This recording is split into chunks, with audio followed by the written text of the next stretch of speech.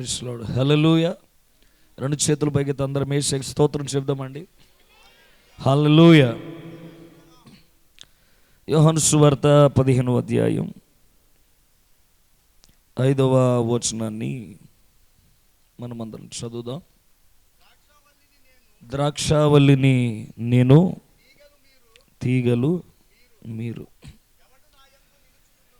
ఈ లేఖనాన్ని బట్టి కొన్ని నిమిషాలు, చాలా ఫ్యూ సెకండ్స్ నేను ఒక మాట మీతో నేను పంచుకొని దైవజనులు కిరణయ్య గారికి వాక్య సందేశం కొరకు అప్పగిద్దాం. రాత్రి మీతో కలిసి ప్రభు సన్నిధిని అనుభవించే కృపలు ప్రభు నాకు ఇచ్చినందుకు ఆయనకి మహిమ కలుగునుగాక. మరి చిన్నబాబు అన్నగారిని బట్టి వారికి ప్రత్యేకమైన వందనాలు. వారు వెనుకున్నటువంటి వ్యక్తులందరికీ కూడా ప్రత్యేకమైన వందనాలు. ఇటువైపు సేవకులు ఉన్నారు, వారందరికీ పేరు పేరున వందనాలు. కూడి వచ్చిన మీ అందరికీ వందనాలండి. ప్రభు మిమ్మల్ని దీవించునుగాక. నాతో పాటు వచ్చిన ఇశ్రాయేల్ గారు దైవజనులకు కూడా ప్రత్యేకమైన వందనాలు.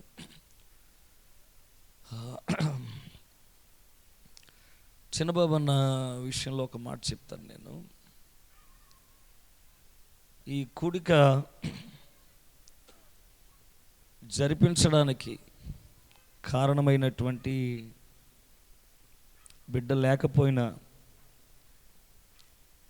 ప్రతి సంవత్సరం ఇలా బాధ్యత తీసుకోవడానికి గల కారణాలు, లేని ఒక వ్యక్తిని గురించి ఇక్కడ అంత చెప్పుకోవాల్సిన విషయాలు ఏమీ లేకపోవచ్చేమో, కానీ తన బిడ్డ మీద ఉన్నటువంటి ప్రేమ వాక్య రూపముగా తన ప్రజలకు చెప్పాలన్నటువంటి ఒక తపన, దేవుని మనసును, దేవుని మార్గాల్ని, దేవుని హృదయాన్ని పంచాలన్నటువంటి ఒక ఆపేక్ష చివరి దినాల్లో ఎవరి విశ్వాస జీవితాన్ని వారు కాపాడుకోవడం చాలా గొప్ప విషయం. ఎందుకంటే ప్రభు చెప్తున్నారు, మీరు నాకు తీగలుగా ఉండాలి, నేను మీకు ద్రాక్షావల్లిగా నేను ఉంటాను అని. ద్రాక్షావల్లిలో నుండి తీగలు బయటకు వస్తాయి. ద్రాక్షావల్లి లేకుండా తీగలు బయటికి రావు.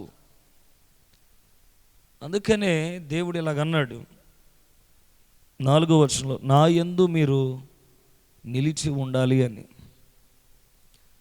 ప్రభునందు విశ్వాసం ఉంచిన మన జీవితాలు ఆయన యందు మాత్రమే నిలిచి ఉండునుగాక. హల్లెలూయా. కష్టమో, బాధో, కన్నీరో, పోగొట్టుకున్న పరిస్థితులు ఉండొచ్చు, ప్రేమించినటువంటి ప్రేమలు, అనుబంధాలు, ఆప్యాయతలు కొన్నిసార్లు కనుమరుగవచ్చు. కానీ మన ప్రియ ప్రభు మన కొరకు ద్రాక్షావల్లిగా ఉంటానన్నప్పుడు మనం ఆయనలో తీగలుగా ఫలించగలిగితే తగిన కాలమందు దీనిని 30 దంతులుగాను, 60 దంతులుగాను, 100 దంతులుగాను ప్రభు ఫలింపచేయునుగాక. హల్లెలూయా. ఏ జీవితాలు ఆయనలో నిలిచి ఉన్నప్పుడు ఒట్టిగా పోవవి. దానికి అభివృద్ధి, ఆశీర్వాదం అనేది, ఆధ్యాత్మికమైనటువంటి ఈవులు అనేవి తగిన కాలమందు మనం ఖచ్చితంగా పొందుకోగలుగుతాం. ఎందుకంటే పోగొట్టుకున్న వాటిని బట్టి మనకు బాధ ఉండవచ్చు, కానీ దాని పట్ల మన విచారానికన్నా మన ప్రభు మీద ఆధారపడుతూ ఆయన యందు నిలిచి ఉండగలిగితే చాలా దీవెన మనము ఖచ్చితంగా పొందుకోగలుగుతాం. మీకు ఒక వైవిధ్యపూరితమైనటువంటి ఒక ఆవిడ కథ చెప్తాను. మీ అందరికి తెలిసిందే, కానీ ఒక డిఫరెంట్గా అనిపించవచ్చేమో, కానీ కొంచెం నా మాటలు ఆలోచిస్తూ ఆలకించండి. చాలా డబ్బున్నామే, చాలా ఐశ్వర్యం ఉంది, చాలా సంపన్నురాలు ఆమెకి 10 మంది పిల్లలు ఉన్నారు, చాలా విస్తారమైన ఆస్తి కలిగి ఉంది. దేవుని ఎడల మంచి యథార్థమైన ప్రవర్తన కలిగి భయభక్తులతో జీవించేటువంటి భర్తను కూడా ఆమె కలిగి ఉంది. భర్త మంచోడే, పిల్లలు కూడా మంచోళ్ళే, 10 మంది పిల్లలు, చాలా విస్తారమైన ఆస్తి, చాలా విలసిల్లినటువంటి జీవితం ఆమెది. కానీ ఆమె ఒక్క రోజుల్లోనే 10 మంది పిల్లలను పోగొట్టుకుంది. ఆస్తినంతా ఒక్క పూటలోనే పోగొట్టేసుకుంది. అపారమైన ప్రేమను పెంచుకున్న భర్త కూడా శరీరం నిండా కురుపులతో నింపబడి ఉన్న పరిస్థితి. ఒకసారి ఆలోచించండి, ఒక బిడ్డను పోగొట్టుకున్నప్పుడే తల్లులు పిచ్చోళ్ళు అయిపోతారు. అలాంటిది 10 మంది పిల్లలను పోగొట్టుకొని భర్తను చూసుకుంటేనేమో భర్త ఎప్పుడు బ్రతుకుతాడో ఎప్పుడు చనిపోతాడో తెలియని గందరగోళ పరిస్థితిలో ఇల్లంతా కూలిపోయింది, జీవితాలన్నీ పాడైపోయాయి, భవిష్యత్తు అంధకారంగా మారిపోయింది. ఏం చేయాలో తెలియని కఠినమైన పరిస్థితుల మధ్యలో ఆ స్త్రీ ఏం చేయగలుగుతుందో ఒకసారి చెప్పండి. బైబిల్ ఏం చెప్తుంది? స్త్రీ బలహీనమైన ఘటము అని చెప్తుంది కదా. ఆమె తన భర్త దగ్గరకు వచ్చి దేవుణ్ణి దూషించి చనిపోమని చెప్పడంలో ఆశ్చర్యం ఏముంది? చెప్పండి ఒకసారి, ఆశ్చర్యం ఏమైనా ఉందా? అంటే దేవుని మీద కోపంతో అన్నదా? భక్తి లేక అన్నదా? దేవుడు అంటే భయం లేక అన్నదా? ఏం లేక అందా? ఒకసారి ఆలోచించు. అంటే యోబు భార్య వ్యతిరేకంగా మాట్లాడింది అన్న ఆలోచన మనం అంటాం, కానీ ఒకసారి అదే స్థానంలో నువ్వు ఉండి ఆలోచించు. బిడ్డలు పోగొట్టుకున్నప్పుడు ఏం మాట్లాడమా? చెప్పండి, మాట్లాడతాంగా. పోనీలే భర్తన మిగిలాడు అనుకోండి, ఆ భర్త శరీరం అంతా పాడైపోయింది, ఆరోగ్యం అంతా క్షీణించింది, ఎలాంటి పరిస్థితుల్లో చూసినా సరే భవిష్యత్తు కనబడట్లేదు, జీవితాలన్నీ రోడ్డున పడ్డాయి. మరి ఆమె అంత క్లిష్టమైన పరిస్థితిలో ఆమె నోరు జారడంలో పెద్ద వింతే ఉంది, అవునా? చాలా బాధ ఉంటుంది కదా. కానీ ఇక్కడ మీకు నేను చెప్పాలనుకున్న విషయం ఏంటంటే, భార్యలా మాట్లాడుతుంటే భర్త చాలా సుకుమారంగా ఇలాగన్నాడు, మూర్ఖురాలు మాట్లాడినట్టు. యోబు గ్రంథం అంతటిలో యోబు భార్య మాట్లాడింది ఒకే ఒక్క మాట. ఏమని? దేవుణ్ణి దూషించి మరణముఖం అనే మాట, అదే ఒక మాట. ఇంకా ఆ మాటకు ముందు మరొక మాట లేదు, ఆ మాట తర్వాత మరొక మాట వ్రాయబడి లేదు. తర్వాత ఎందుకు మాట్లాడలేదు, ముందెందుకు మాట్లాడలేదంటే, యోబు భార్య సంగతి నాకు అర్థమవుతుంది ఏంటంటే, భక్తి కలిగిన భర్తకు లోబడడంలో ఆమెకు ఉన్నటువంటి వినయం అంత గొప్పది. హల్లెలూయా. ఇంకా నేను చెప్పను, కొంచెం వింతగానే అనిపిస్తుంది కదా ఇప్పుడు నేను చెప్తుంటే, మీకు అనిపిస్తుంది. ఇంకో మాట చెప్తున్నా. భర్త అన్నాడు, మాయ్ మాట్లాడగలగా, దేవుడు అన్యాయం చేయుట అసంభవం అనే పదము చెప్పేసరికి ఆమె కిక్కురం అనకుండా నోరు మూసుకొని కూర్చుంది భర్త పక్కన. హల్లెలూయా. మీకు ఓ మాట చెప్పాలి నేను. యోబు భార్య దేవునికి భయము కలిగి ఉన్నట్టు మనకు ఎక్కడ కనిపించదు, కానీ భర్త మాట్లాడకు అన్నప్పుడు ఇక తన నోటంట ఒక్క మాట కూడా దొరలేదు, పరిపూర్ణంగా ఉండిపోయింది ఆమె. ఎంత అన్నా సరే, ఎంత అన్నారో చెప్పను ఒక మాట. అదే యోబు గ్రంథానికి రండి, యోబు గ్రంథానికి రండి. ఇంకో మాటను మీకు నేను జ్ఞాపకం చేస్తాను. యోబు గ్రంథంలో ఏమన్నాడు బిల్దాదు? 18వ అధ్యాయము 21వ వచనం చదవండి. ఒక మాట చూడాలి.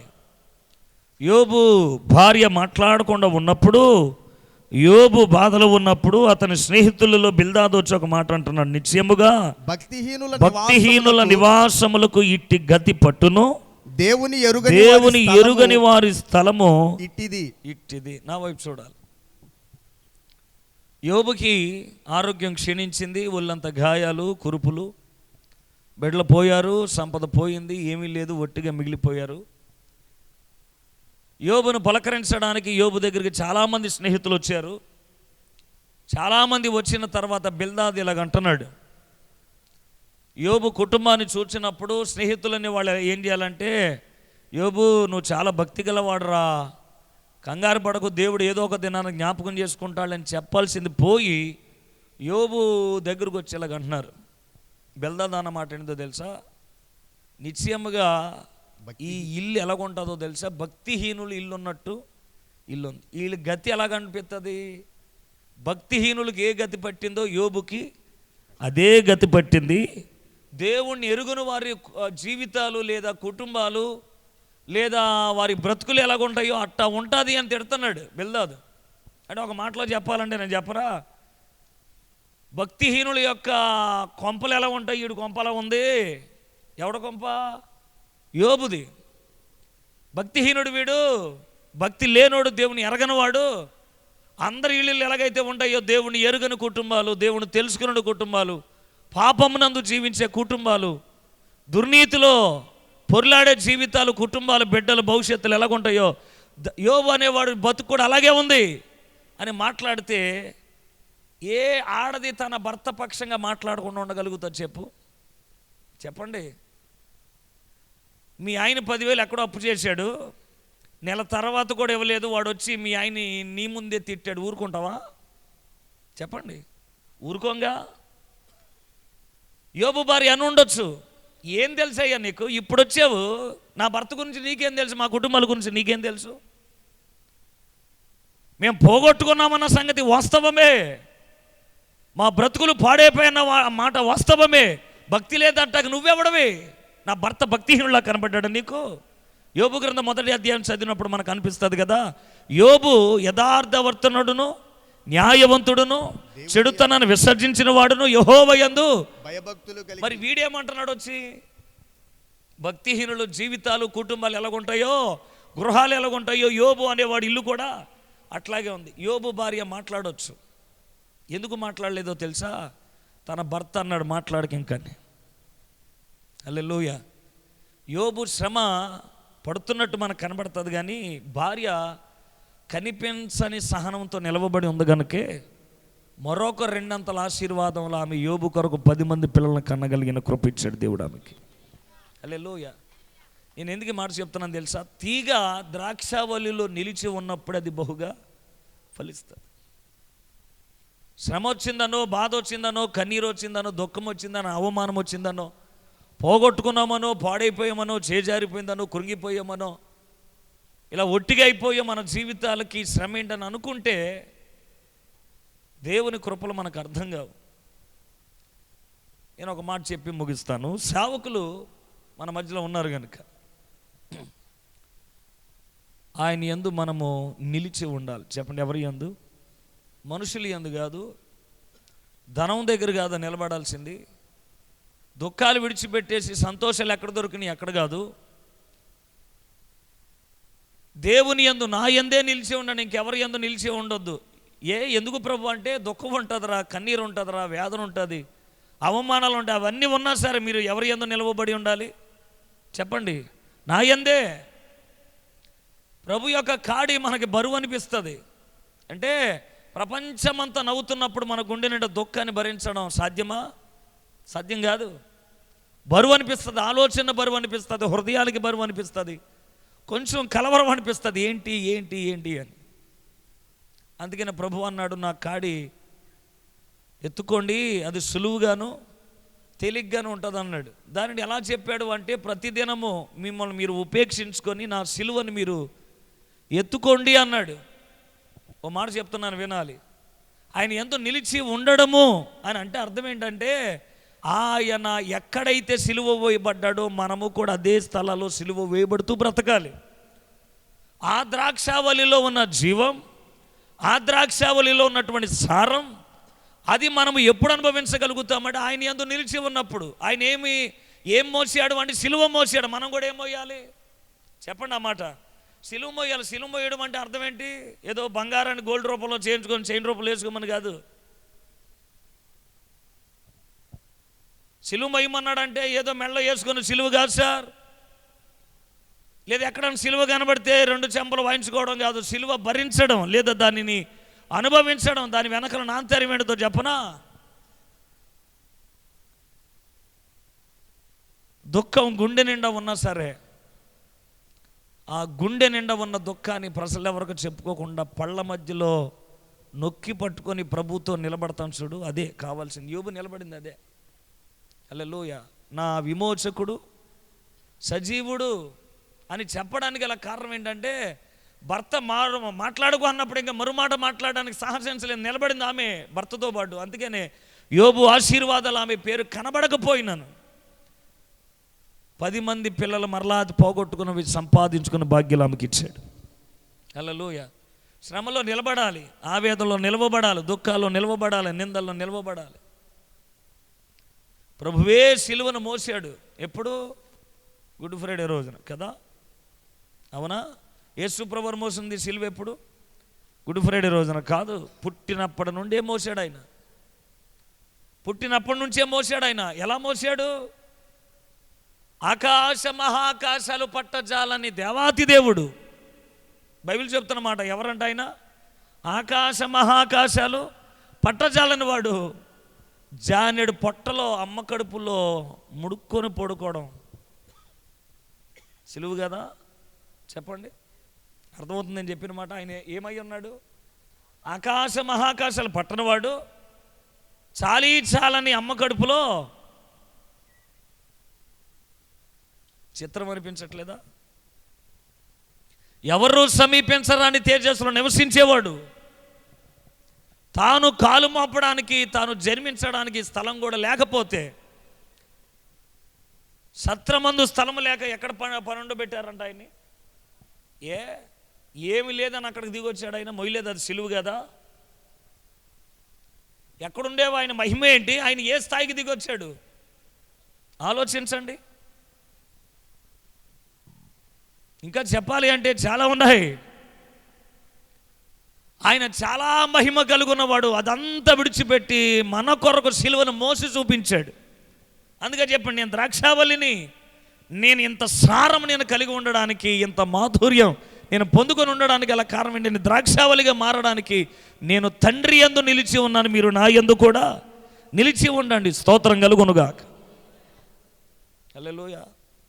ఓ మాట చెప్తున్నాను, భూమి మీద ప్రతి జీవి గుప్పిళ్లను ప్రతి జీవి కడుపును తన గుప్పిళ్ళు విప్పి పోషించే దేవుడు ఆయన. అవునా? బైబిల్ చెప్తున్నమాట. ప్రతి జీవిని తన గుప్పిళ్ళను విప్పి ప్రతి జీవి కడుపునైనా నింపేవాడు. ఆశ్చర్యకరమైన విషయం ఏంటో తెలుసా? ఆయనకు ఆకలిస్తే అంజూరపు చెట్టు కిందకి వెళ్ళి ఒక్క కాయన్న ఉందని ఎతుకులాడిన పేదవాడు. భూమి మీద పుట్టిన ప్రతి జీవిని పస్తు పెట్టకుండా పోషించిన శ్రీమంతుడు, అపార కుబేరుడైన, కానీ తన జానెడు పొట్ట నింపుకోవడానికి వడ్రంగి పని చేసుకున్నాడు అన్న సంగతి గుర్తుకొస్తుందా? సిలువు కదా అది? చెప్పండి, సిలువేగా. ఇంకా చెప్పాలి అంటే చాలా సంగతులు ఆయన నుండి మనం నేర్చుకోవచ్చు. తన ప్రజల కొరకు ఎర్ర సముద్రాలు ఎండగట్టి ఆరిన నేలగా చేసిన ప్రభు, నాకు ఒక పడవను తీసుకురండి, కపెర్నహూముకి గెరాసేనుల ప్రాంతానికి వెళ్దామని ఒక చిన్న పడవను అడిగినటువంటి వ్యక్తి ఆయన. ఎందరినో సముద్రాలు దాటించిన వాడు తాను తన సముద్రం దాటడానికి పడవలను కోరుకున్నవాడు. సామర్థ్యాలు లేక కాదు, తన జీవిత కాలము మొత్తంలో ప్రతి క్షణము సిలువను మోసుకుంటూ వచ్చాడు, నీ కొరకు నిలబడ్డాడు ఆయన. హల్లెలూయా. అందుకని అడిగాడు, నీ బాధల్లో, నీ శ్రమల్లో, నీ పాపం ముందు, నీ దోషం ముందు నువ్వు పడిపోయి నాశనానికి వెళ్ళిపోతున్నా ఆ సమయాల్లో నీ కొరకు నేను నిలబడ్డాను, ఇప్పుడు నువ్వు నా కొరకు నిలవబడి అని అడుగుతున్నాడు చివరి దినాలు. అంతే, ఇంకేం అడగట్లా. నువ్వు నా యందు నిలిచి ఉండు అని. తీగ ఆయనలో ఉన్నప్పుడు ఎలాగైతే వృద్ధిలోనికి రాగలుగుతుందో, నీవు కూడా ఆయనతో ఉన్నప్పుడు మనము బహుగా ఫలించగలుగుతాం. స్తోత్రం కలుగునుగాక. బాధ అందరికి ఉండేదే, శ్రమ అందరికి ఉండేదే, కన్నీరు అందరికి ఉండేదే, పోగొట్టుకునే పరిస్థితులు ఉంటాయి పిల్లరా. చాలా కొన్నిసార్లు చెప్పుకోలేని బాధలు ఉండొచ్చు. బట్ అవన్నీ ప్రభు కొరకు సిలువగా మనము మోయక తప్పదు. ఎందుకంటే బైబిల్ చెప్తుంది, ఈ భూమి మీద అనేకమైన శ్రమలు మనం భరించి దేవుని రాజ్యంలో ప్రవేశించాలని. స్తోత్రం కలుగునుగాక. కొంచెం ఇబ్బందిగా ఉండొచ్చు, కానీ ఆ దుఃఖాన్ని చిన్నబాబు అన్న మరి అక్క వీళ్ళిద్దరు కలిసి దీన్ని సంతోషకరమైన కుడిగా మార్చుకుంటున్నారు వీళ్ళు. హల్లెలూయా. ఇద్దరికి బాధ ఉండొచ్చు, పోగొట్టుకున్నాము అని, కానీ వాళ్ళు తమ బిడ్డలను కాదు అనేక మంది బిడ్డలని ప్రభు కొరకు సంపాదించాలని తపన ఉంది వాళ్ళకి. హల్లెలూయా. అదే కదా శిలువ మోయడం అంటే, భరించడం అంటే అదే. ఆయనలో నిలిచి ఉండేవాడి లక్షణాలు ఎలాగే ఉంటాయి. ఆయన అంటుకట్టుకోవడానికి, ఆయన యందు ఎగబాకడానికి, ఆయన చుట్టుకొని వృద్ధి చెందడానికి తీగగాను విస్తబడగలిగితే రమ్యమైనవి నీ చుట్టూ ఎంత కనబడుతున్నా సరే వాడు జోలికి పోవు. ఎందుకో తెలుసా? నువ్వు ఆయనతో అంటుకట్టడానికి, ఆయనతో ఏకమైపోవడానికి, ఆయన యందు నువ్వు ప్రాకి అభివృద్ధి చెందడానికి ఇష్టపడిన ప్రతి తీగ ఆయన యందు నిలిచి ఉన్నప్పుడు ఆయనతో పాటు మనము కూడా ఫలించగలుగుతాం. హల్లెలూయా. ఫలించండి, అందుకు ఆయనలో నిలిచి ఉండండి. ఆయన యందు నిలిచి ఉండాలంటే ఆయన యందు మనము తీగలుగా మనము రూపాంతరము చెందాలి. ద్రాక్షావల్లి ఎప్పుడు తన పిల్లలకి పస్తు పెట్టువాడు కాదు, వట్టిగా విడిచిపెట్టువాడు కాదు. ఆ ప్రభు మన కొరకు నిలవబడ్డాడు. ఇప్పుడు మనము ఆయన కొరకు నిలవబడి ఆయన రాజ్యం కొరకు మనం కనిపెట్టుదుముగాక. దేవుడి మాటలు మనం వెనుకలో దీవించునుగాక.